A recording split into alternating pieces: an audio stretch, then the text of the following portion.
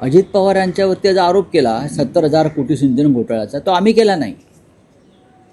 गाडीवर पुराव्यांची घोषणा आम्ही केली नाही. भोपाळमध्ये भारतीय जनता पक्षाच्या बैठकीत किंवा त्यांचा जो कार्यक्रम होता, मेळावा होता, अधिवेशन होतं, त्याच्यामध्ये देशाचे पंतप्रधान जबाबदारीनं बोलले अजित पवारांच्या सिंचन घोटाळ्यावर, आणि पुढल्या 8 दिवसामध्ये अजित पवार हे मंत्रिमंडळात आले. त्याच्यामुळे अजित पवारांचा प्रश्न जो आहे हा योग्य आहे. आणि सिंचन घोटाळ्याचं काय झालं आरोपाचं, याचं उत्तर देवेंद्र फडणवीस यांनी दिलं पाहिजे.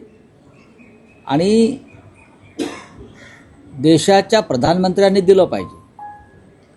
श्वेतपत्रिकेत भ्रष्टाचाराच्या, काँग्रेसनं केलेल्या भ्रष्टाचाराच्या श्वेतपत्रिकेत आदर्श घोटाळ्याचा उल्लेख होता. म्हणजे देशातला सगळ्यात मोठा संरक्षण खात्यातला घोटाळा असा त्यांचा संदर्भ होता.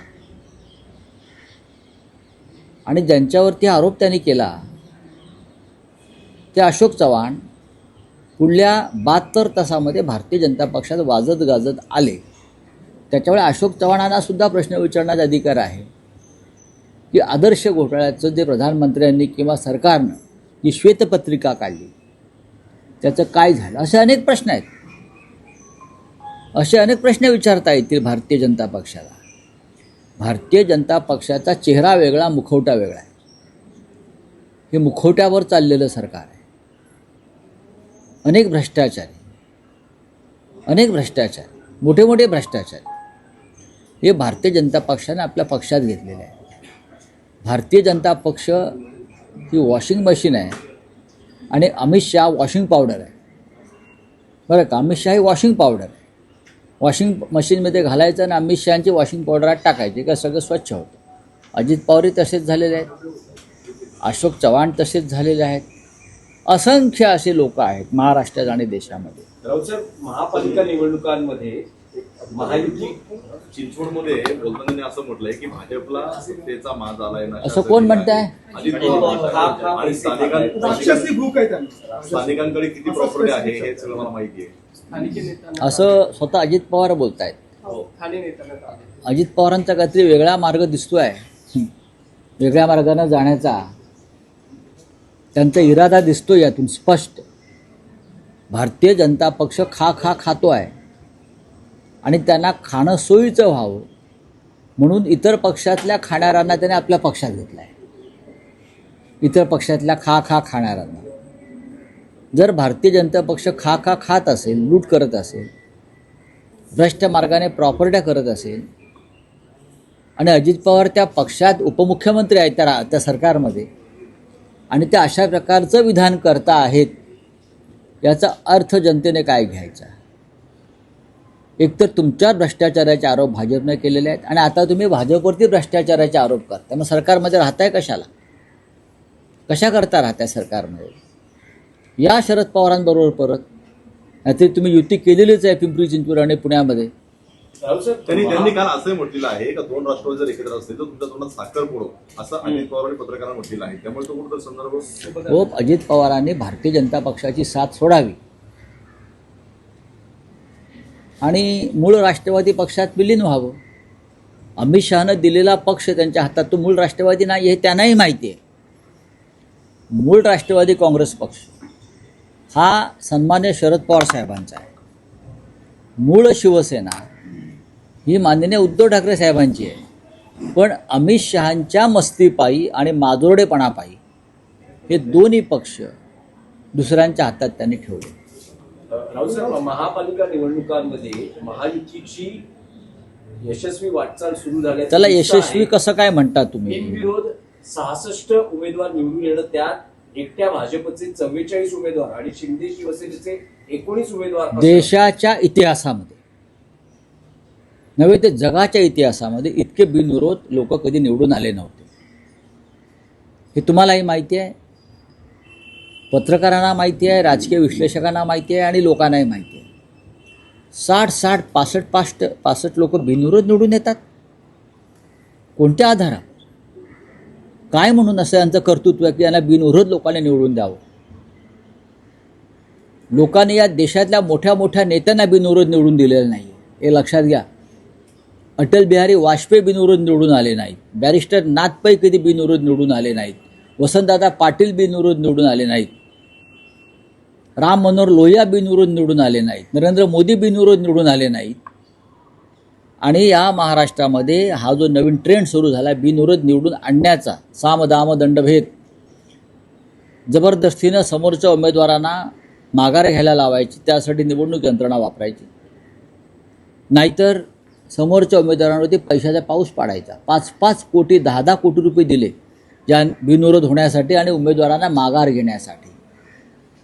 कल्याणमधले महाराष्ट्र नवनिर्माण सेनेचे शहर प्रमुख मनोज घरत यांना दिलेला आकडा जो आहे हा डोळ्याची बुबळं बाहेर पाडणार आहे. बिनविरोध व्हावा आणि त्याने माघार घ्यावी म्हणून. काल माहिती घेतली मी, जळगावला उमेदवाराने माघार घ्यावी म्हणून त्यांच्या घराघरामध्ये 5-5 कोटीच्या बॅगा घरपोच गेल्या. उमेदवारांचे डोळे फाटले आणि त्याने जर माघार घेतली. निवडणूक यंत्रणेला स्पष्ट सूचना होत्या, 3 वाजेपर्यंत माघारीची वेळ होती, पण त्यानंतर सुद्धा माघारीसाठी कोणी अर्ज घेऊन आले तर ते स्वीकारा आणि 3 वाजल्याच्या आधीची वेळ टाका. या स्पष्ट सूचना निवडणूक निर्णय अधिकाऱ्यांना काल मुख्यमंत्री आणि उपमुख्यमंत्री कार्यालयातून देण्यात आलेल्या आहेत. काल त्या संदर्भात मी ट्विटसुद्धा केलं. मला माहिती आहे काही अधिकाऱ्यांनी मला फोन करून सांगितलं, हे ज्याला तुम्ही आरो म्हणता, निवडणूक अधिकारी म्हणता,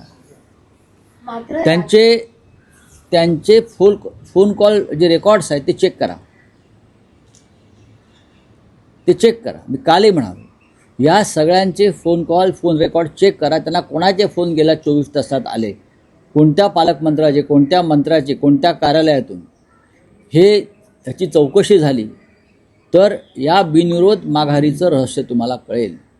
प्रचंड पैसे, हे असा पैशाचा खेळ या लोकशाहीमध्ये कधीच झाला नव्हता. महाराष्ट्र पूर्ण बदनाम झाला, महाराष्ट्राची प्रतिष्ठा धुळीस मिळालेली आहे. 60 लोक बिनविरोध निवडून येतात.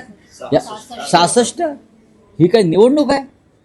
मतदारांनी करायचं काय? मग मतदारांनी करायचं काय?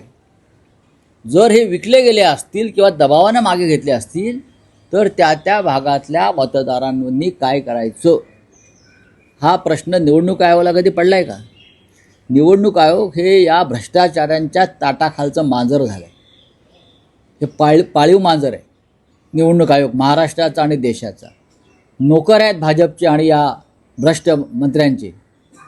जे कल्याण बॅनर्जी म्हणाले की Gyanesh Kumar is a servant of BJP, ते सत्य आहे. आणि महाराष्ट्रातले दोन्ही निवडणूक आयुक्तसुद्धा हे हरकामे आहेत, सरकारचे हरकामे.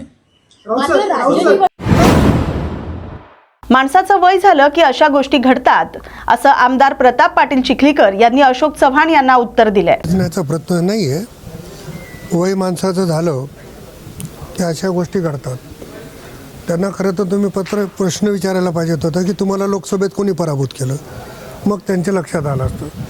कदाचित त्यांचा स्वभाव त्याच्यामुळं ते कदाचित विसरले असतील.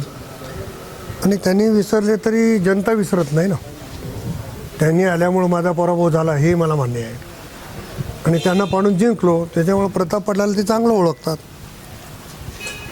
अशा पद्धतीने वक्तव्य करण्यामागे काय वैफल्यग्रस्त असले कारण वैफल्यग्रस्त असू शकतील, वयाचा असू शकेल, किंवा आपण म्हणतो साठीची बुड्डी नाती तसं असू शकते. आणि ते जर स्वतःला जबाबदार समजत असतील तर त्यांनी असं बेताल वक्तव्य करू नये.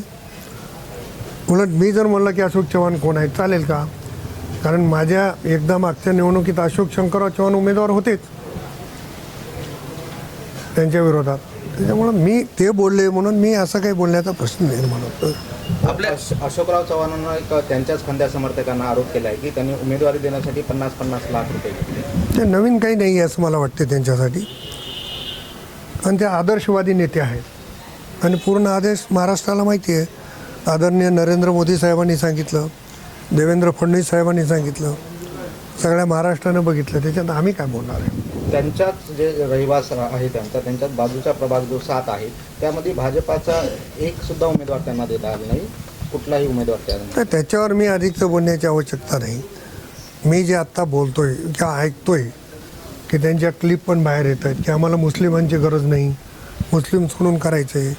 खरं तर त्यांनी जेव्हा जन्मले तेव्हापासून मुस्लिमाच्या जीवावर राजकारण केलं आणि आज एवढा तिटकारा का आला?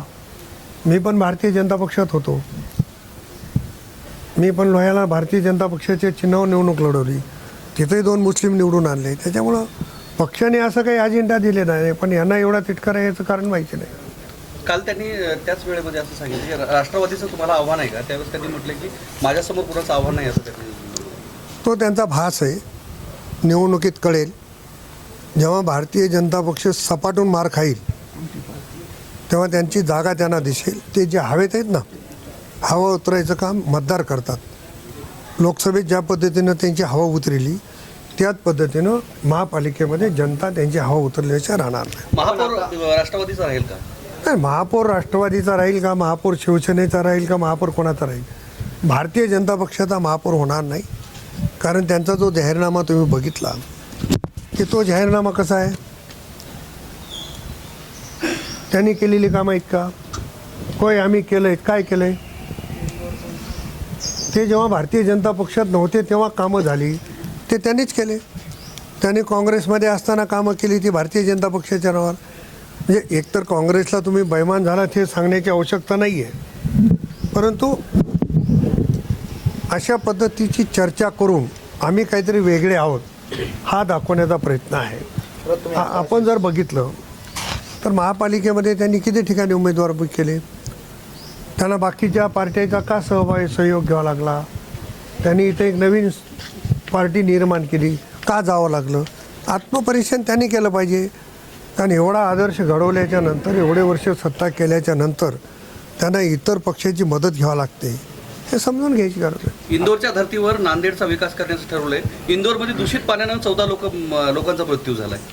कदाचित ते असेल. आज जलजीवनच्या नावाखाली 600 कोटीचं व्याज महापालिका भरते. ते लिहिलं नाही होय आम्ही केलंय, व्याज भरतोय, आमच्यामुळे इतर काम होत नाही, हे त्यांनी सांगायला पाहिजे ना. आणि मला एक तुम्ही साधा प्रश्न सांगा, जो माणूस राज्याचं नेतृत्व केलं तेव्हा काहीच करू शकला नाही, आता अडगळीला पडलेला माणूस काय करणार आहे? कारण नांदेडच्या जनतेला कोणी असं वेगळं समजण्याची गरज नाही.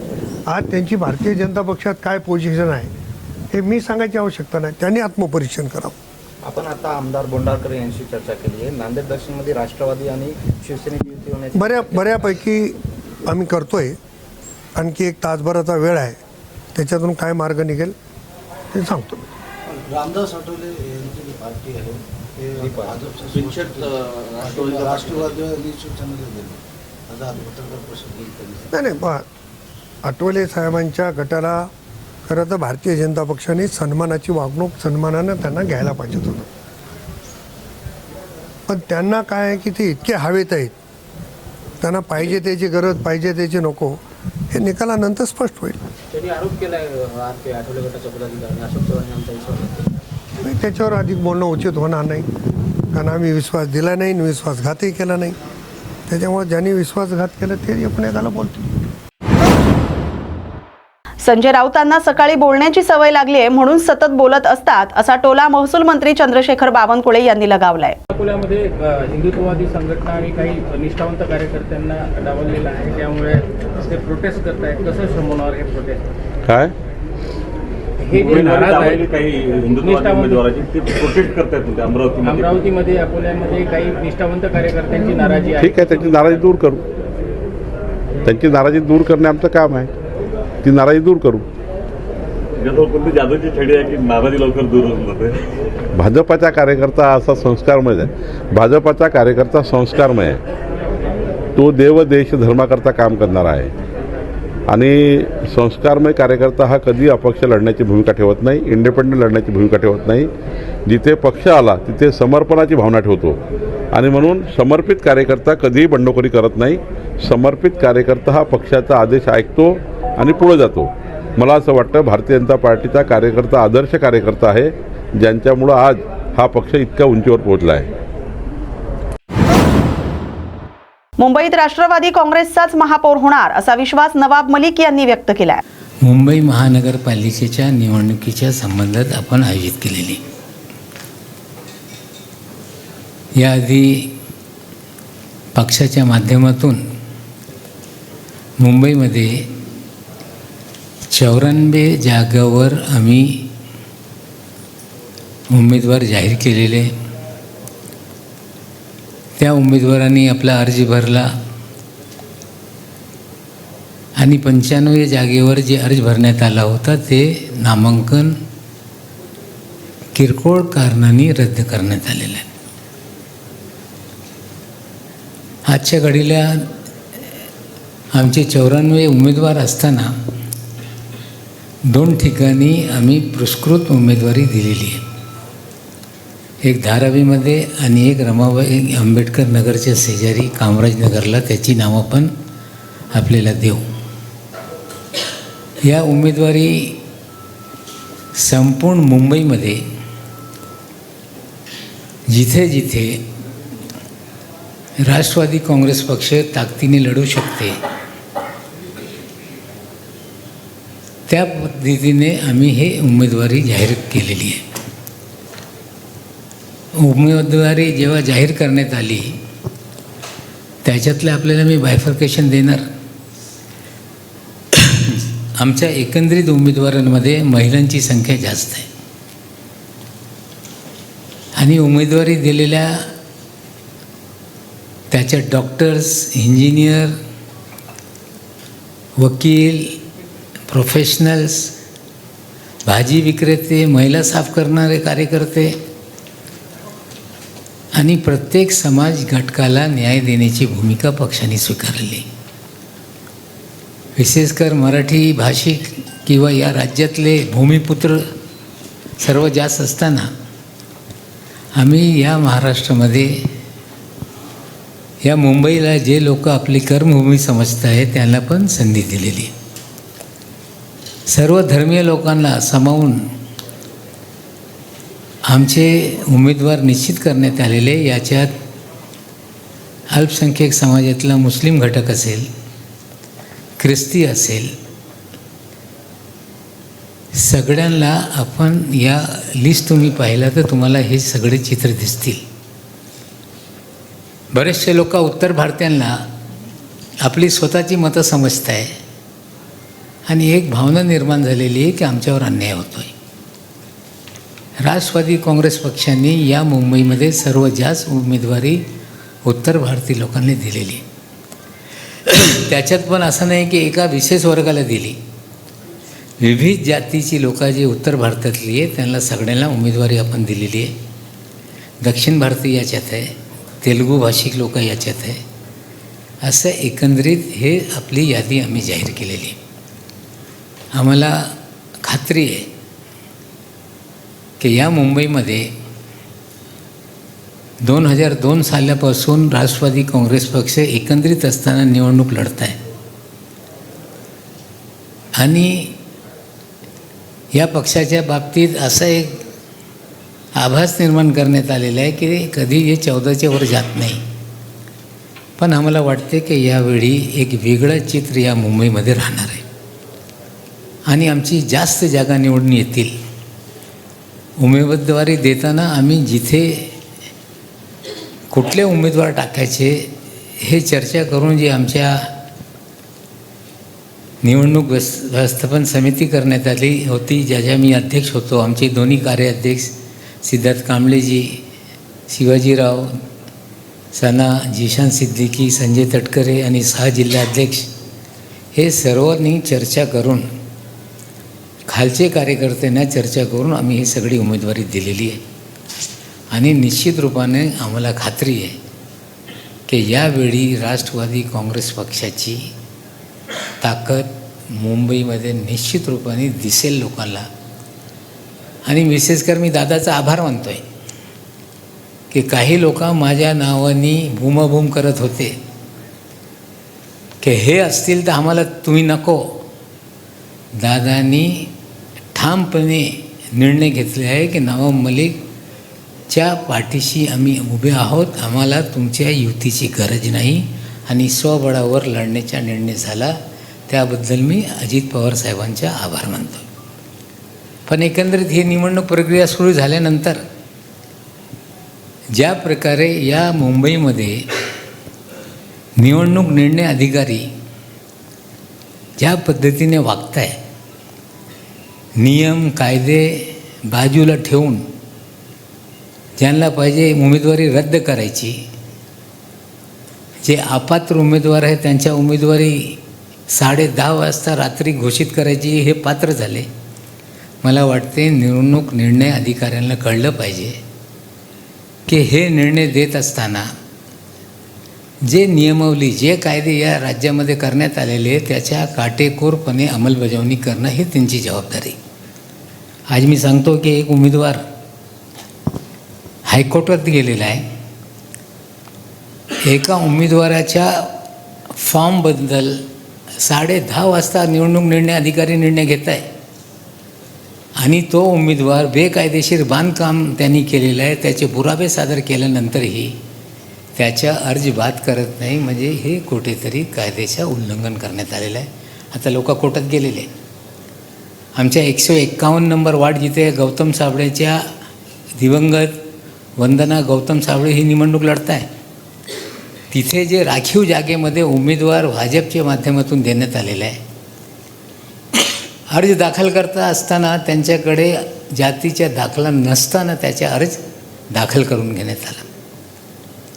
छाननी करत असताना आमच्या उमेदवारांनी ऑब्जेक्शन घेतलं आहे की यांच्या जातीचा दाखला नाही आहे.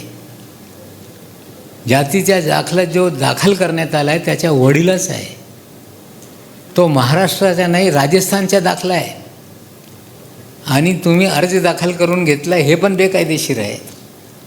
शेवटी ते 8:30 वाजता निवडणूक निर्णय अधिकारी सांगत आहे की त्यांनी ॲफिडेव्हिट दिलेलं आहे की आमचा दाखला आहे, त्यामुळे आम्ही हे अर्ज स्वीकारतो, रद्द करत नाही. आता तुम्हाला पाहिजे तुम्ही कोर्टात जा. तिसरे उमेदवार आम्ही सांगतो आपल्याला मनीषा राहटे जिथे आमच्या उमेदवार लढत आहे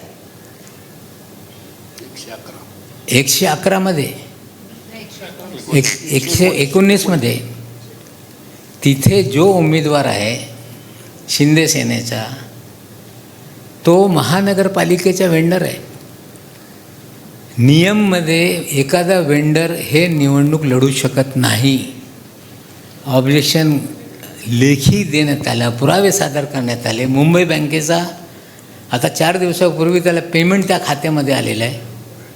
त्याच्याही उमेदवारी रद्द झाली पाहिजे, पण तसा निर्णय झालेला नाही. मी अधिकाऱ्यांना बोलू इच्छितो आहे की ही लोकशाही आहे.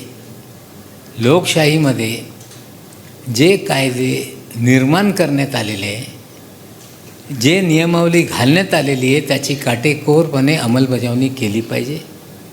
या 3 वार्डाच्या बाबतीत कोर्टात आम्ही जाऊ, पण याला वेळ लागणार आहे.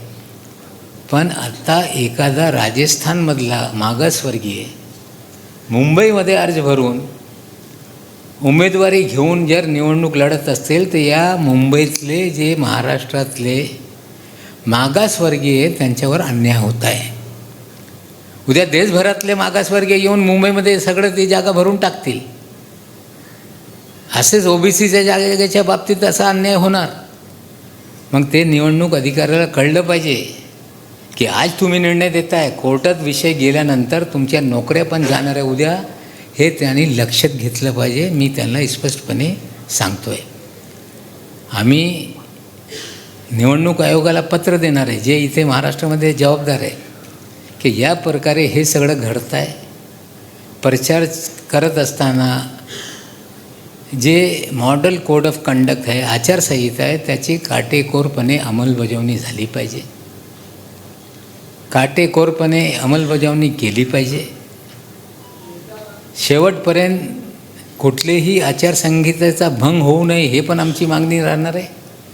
आणि आम्हाला अपेक्षा आहे की आयोग याच्याकडे आज जे आम्ही पत्र देणार त्याच्याकडे ते गंभीरतेने त्या पत्राला घेतील आणि निश्चित रूपाने या निवडणुकीमध्ये आम्हाला अपेक्षा आहे की मुंबईमध्ये आमच्याशिवाय महापौर होऊ शकत नाही, ही सत्य परिस्थिती आहे. आणि निश्चित रूपाने 16 तारखेला हे चित्र आपल्याला दिसेल. ज्यास मी काय आता आज जास्त बोलणार नाही, पण आपल्या मनात काही प्रश्न असतील तर निश्चित रूपाने त्याचे उत्तर द्यायला माझी तयारी आहे. भाजपच्या जाहीरनाम्यात शिवसेनेची विकास कामं असल्याचा दावा शिवसेनेचे आमदार बालाजी कल्याणकर यांनी केलाय. आज नांदेड महापालिकेच्या स्थानिक स्वराज्य संस्था कामधूम चालू आहे. नांदेड महापालिकेच्या या महाराष्ट्रामध्ये सगळ्या महापालिकेचं इलेक्शन चालू आहे. त्याच्यामुळे नांदेडमध्ये सुद्धा चालू आहे. आज लास्ट दिवस जायचा आणि उमेदवाराची निवड करायची. त्याच्यामुळं हे आज जे घडलेलं आहे 10 दिवसाचं, हे तुम्हाला सगळ्याला माहित आहे. आता पत्रकार परिषदेचं काम कारण म्हणजे आमचे 40 उमेदवार हे आज त्याची निवड झालेली आहे. की पत्रकार की आपल्याला उमेदवाराला पत्रकार परिषदेला सर्व उमेदवाराचा परिचय झाला पाहिजे. पण या प्रभागामध्ये कोणते उमेदवार आहेत हे सुद्धा माहिती झालं पाहिजे. त्यासाठी बैठक आयोजित केलेली आहे. सांगायचं पर्यंत म्हणजे आज नांदेड महापालिकेवर 100% शिवसेनेचा सोसू असणार नाही आणि येणाऱ्या काळात शिवसेनेचाच महापौर होईल. त्याविषयीचे सुद्धा चांगले उमेदवार सक्षम उभे केलेले आहेत.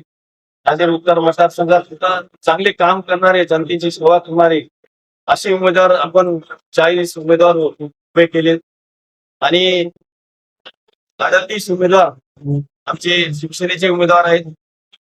त्याच्यामध्ये रिपब्लिकन सेना नरेंद्रनाथ आंबेडकर साहेब यांचे सुद्धा, या पक्षाचे सुद्धा 2 उमेदवार आपल्या 38 मध्ये आहेत आणि 2 उमेदवार आमचे 40 काल उमेदवार होते ते रिफॉर्म लावते आम्ही 40 उमेदवाराला. ते 2 उमेदवार भाजपला पडविले म्हणजे 2 रिफॉर्म असताना उमेदवाराला त्यांनी आकार घ्यायला लावले. काही बरोबर वाटलं नाही. हे आतापर्यंत 40 वर्ष झालं असेल माझ्या मतानं. त्या उमेदवाराला पक्षाचा लावला, त्या उमेदवाराला कुठं पक्षात घेणे बरोबर नाही. ठीक आहे, तुम्ही पहिलं काही केलं असतं गोष्ट अलग आहे. हे काम करणं गलत आहे. असं हे काय लोकशाहीला असं काय अशा गोष्टी नाही झाल्या पाहिजे. आणि जनतेत काम करणारे आपले 40ला 40 उमेदवार आहेत. पुरस्कृत आमचे 2 उमेदवार आहेत. प्रभाग क्रमांक 5 मध्ये धनचकर ताई मीनाक्षी रमेशराव आणि 10 नंबर मध्ये आमच्या दीपालीताई यांना शिवसेनेचे पुरस्कार उमेदवार आम्ही जाहीर केलेले आहेत. आणि असे 40 आमचे उमेदवार सक्षम चांगले काम करणारे या नांदेड महापालिकेमध्ये उभे, नांदेड उत्तर मतदारसंघामध्ये उभे आहेत. आपण उमेदवार पळवल्याचा आरोप केलेला आहे म्हणतात. उमेदवार नंतरपासून गायब झाले आमचे, तर आम्हाला भेटणार त्याने माघार जाऊन घेतली. मोबाईल द्यायचा स्विच ऑफ बघायला आम्ही सकाळी उठलो तर आमचे उमेदवार कुठे 2 उमेदवार गायब. म्हणजे अशी परिस्थिती झाली. मात्र आम्ही काय त्याला मागायला गेलो नव्हतं बा आम्हाला तुम्ही आमचा बीफॉर्म लावा म्हणून.